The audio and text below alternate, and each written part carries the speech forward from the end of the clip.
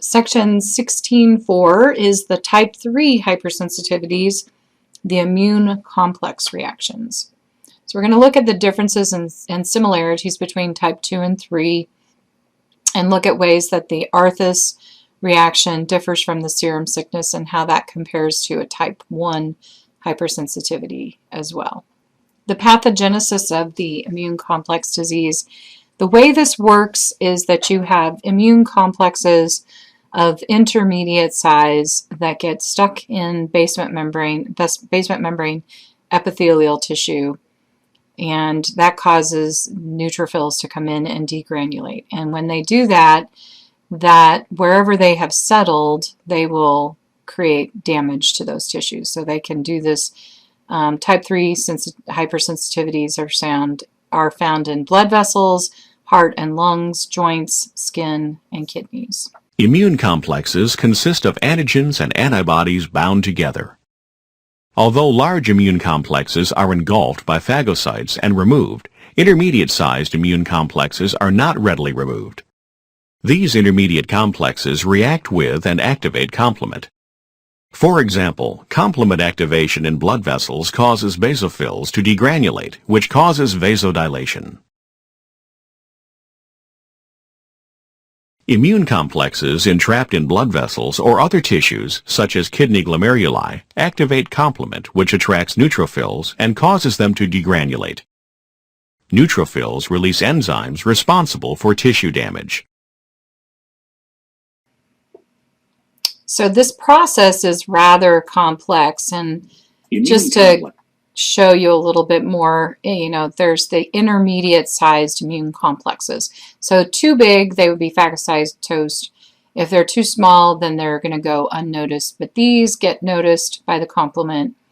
So complement is definitely involved, and then the basophils degranulate, which causes them to get trapped. Then complement comes again, and that attracts the neutrophils, which degranulate. The neutrophils are the ones that really cause the damage. So big things, it is intermediate-sized antigen-antibody complexes that are involved, and that neutrophils doing the degranulation are the ones that actually cause the damage. And complement is going to attract them. So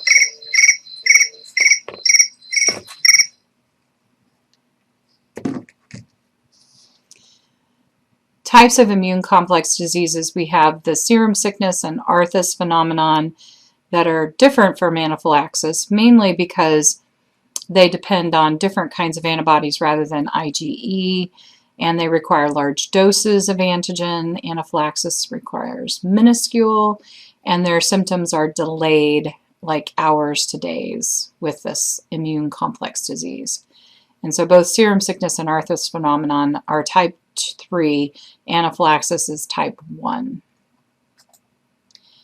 And the difference is, like an Arthus phenomenon, it would be just a localized area where maybe you were given a vaccine and you were allergic or developed some sensitivity to the vaccine components, or something caused a localized area of this injury. And where you have a serum sickness that's all over the body, and again, it's antigen-antibody complexes circulating in the blood. So the Arthus is more acute, and it's localized, and it's usually in response to a second injection of a vaccine or a drug, and so that may be one of the major vaccine side effects that you may have dealt with. Symptoms are usually due to the destruction of the tissues in and around the blood vessels and the release of histamine from the mast cells. Taking Benadryl might help with that. Usually self-limiting and rapidly cleared, so it's not something that's going to really cause long-term damage. The serum sickness, however, named for the condition that soldiers got after repeated injections of horse serum to treat tetanus. So it can be caused by injections of animal hormones and drugs, and the immune complexes can be delivered and deposited to blood vessels of the kidney, heart, skin, and joints. They can become chronic and cause enlarged lymph nodes, rashes, painful joints, swelling, fever, and renal dysfunction. Concept check 16.4. Here are the questions. So true or false, in the type 3 hypersensitivities, antigen-antibody complexes are attached to cells. That would be false because these are free-floating antigen-antibody. The antigen is not on a cell. That's another difference between type 1 and type 3. So it's another difference between type 2 and type 3. But antigen is located and is soluble, but it forms these immune complexes that are of intermediate size. They're not located on a cell. So true or false, unlike anaphylaxis, serum sickness and the Arthus phenomenon do not depend on IgE antibodies, which is true. They use different antibodies, IgG, IgM, sometimes IgA. Question 3, serum sickness and Arthus phenomenon depend on blank, large or small, amounts of antibodies.